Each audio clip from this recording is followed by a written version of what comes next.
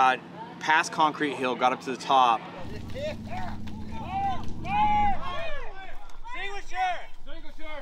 And I looked down at my floorboard and I have drain plugs and I could see fire coming through the drain plugs at my feet. And I knew it obviously wasn't good. I knew I had to get to my fire extinguisher, which I've never been in the situation to have to use it, but I was pretty stoked to have the quick release from Scosche.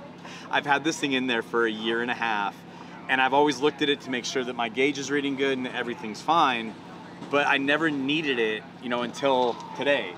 And so I reached out, I grabbed it, I unpinned it, which I'll probably be moving it a lot closer to me, actually now using it, because where I had it in the back, it's practical, but it just in the situation I was in, it showed me that I need it closer.